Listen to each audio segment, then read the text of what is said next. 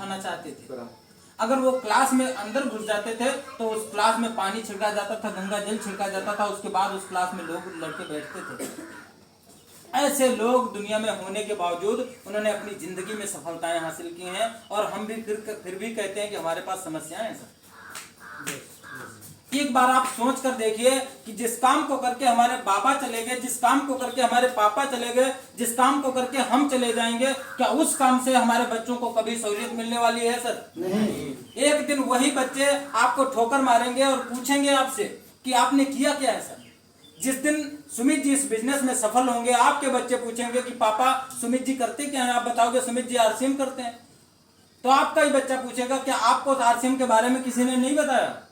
तो आप बताएंगे कि बताया तो था, सुमित ने बताया था कि यहाँ से हल्दी मिर्चा खाना है, यहाँ से तेल, जो हेल्थ कार्ड है, तेल खाना है, साबुन लगाना है, शैम्पू लगाना है, यही चीजों से पैसा आता है। तो आपका ही बच्चा आपको पूछेगा कि अरे पापा क्या आपके पास छोटी सी भी, थोड़ी सी भी बुद्धि नहीं थी? अगर आपने आरसीएम को नहीं ज्वाइन किया, अगर आपने आरसीएम से हल्दी मिर्चा धनिया नहीं खाया, तो कहीं से तो खाया होगा।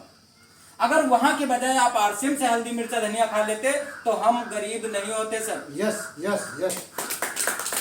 दोस्तों एक चीज और आपको बताना चाहूंगा कि दुनिया में जब भी परिवर्तन आता है लोगों को समझ में नहीं आता है।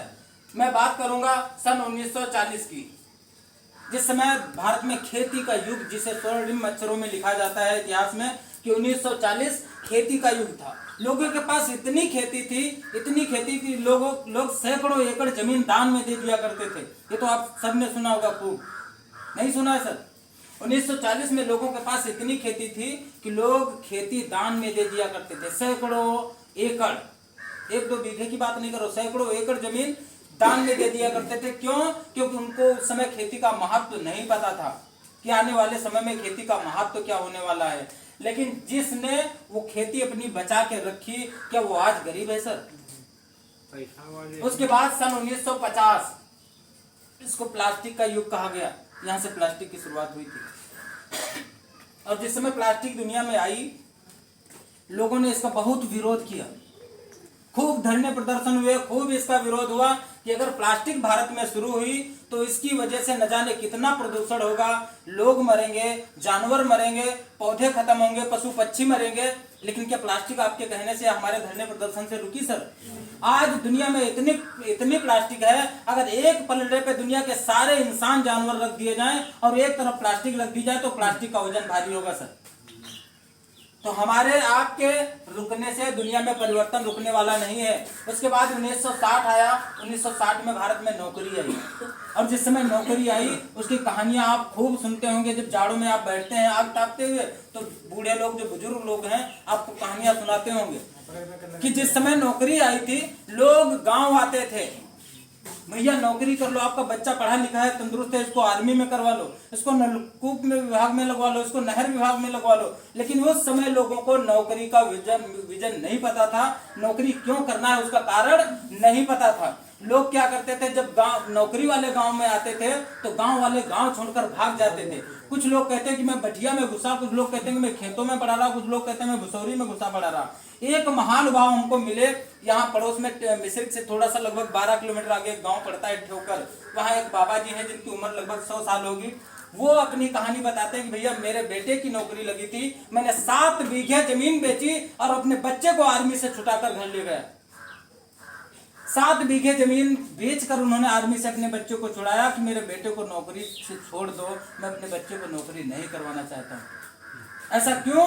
क्योंकि उन लोगों को नौकरी की वैल्यू नहीं पता थी। क्या आज नौकरी की वैल्यू है आप लोगों को? नहीं है। आपसे अगर कोई बता दे कि सर 20,000 रुपए की नौकरी यहाँ लखनऊ में अभी वैकेंसी खुली है, बस इंटरव्यू से नौकरी होनी है, 30,000, 40,000, 80,000 रुपए घूस पड़नी है, हम सब लोग अभी बोरिया बिस्तर बांध के और 80,000 रुपए की व्यवस्था करके लखनऊ चलेंगे? नहीं चलेंगे सर। हर व्यक्ति के पास व्यवस्था हो जाएगी। लेकिन आरसीएम बिजनेस में अगर 2,000 रुपए का सामान खरीद के यहाँ से ज्वाइनिंग होने की और यहाँ से लाखों, हजारों, करोड़ों रुपए कमाने की बात होती है, तो 2,000 रुपए की व्यवस्था इसलिए नहीं होती है क्योंकि लोगों को बड़े सपने हजम नहीं होते। Yes yes. अगर आपसे बताया जाए कि 20,000 की नौकरी है लखनऊ में तो आप चल देंगे। लेकिन अगर आपको यह बताया जाए कि चलो लखनऊ में 2 लाख रुपए महीने सैलरी मिलेगी, आप भरोसा करेंगे सर? भरोसा करेंगे? जाएंगे आप पैसा लेके? नहीं जाएंगे। क्यों नहीं जाएंगे? क्योंकि बड़ी चीज़ों पर आपका दिमाग जाता ही नहीं है कि ऐसा इम्पॉसिबल है, ऐसा हो ही नहीं सकता। इस ज़माने में जहाँ पैसे की वैल्यू इतनी ज़्यादा है, 2 लाख रुपए कैसे मिल सकता है महीने का? तो आरसीएम बिजनेस लोगों को इसीलिए समझ में नहीं आता है क्योंकि ये उसी के समझ में आएगा जिसकी मालिक ने लिख दी है कि तेरी जिंदगी बदल गई।